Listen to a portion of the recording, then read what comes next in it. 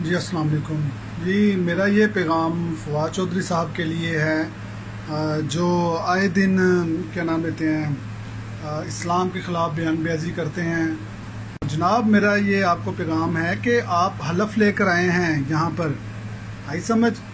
آپ پاکستان میں رہنے والے مسلمانوں کو شدت پسند، دہشت گرد، پتہ نہیں کیا کیا بولتے رہتے ہیں، اور یہ بھی کہتے ہیں کہ فوج آپ کے ساتھ کھڑی ہے۔ فوج آپ کے ساتھ بالکل کھڑی نہیں ہے جناب۔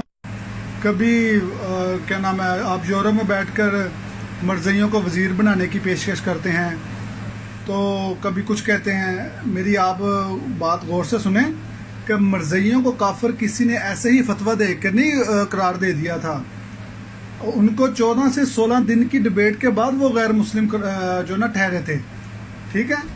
تو میری آپ بات غور سے سنیں کہ جو ان کو اس ملک میں ایز اے حاکم لانے کی کوشش کرے گا نا، وہ خود اپنا ذمہ دار خود ہوگا فواد صاحب۔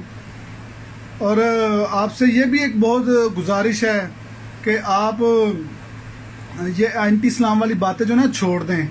تو فوج کا تعلق نہ کسی سیاسی پارٹی سے ہے، نہ کسی سیاسی پارٹی کو سپورٹ کرنا ہے، ٹھیک ہے؟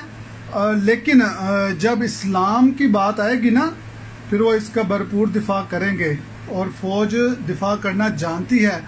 اور آپ مجھے یہ بتائیں کہ وہ تو ایک جھوٹے نبی کے پیروکار ہیں، مرزائی جو قادیانی ہیں، تو میرے تو نبی پاک صلی اللہ علیہ وسلم جو خاتم النبیین ہیں، انہوں نے تو پہلے فرما دیا تھا کہ میرے بعد 30 جھوٹے نبی آئیں گے جو جھوٹی نبوت کا دعویٰ کریں گے۔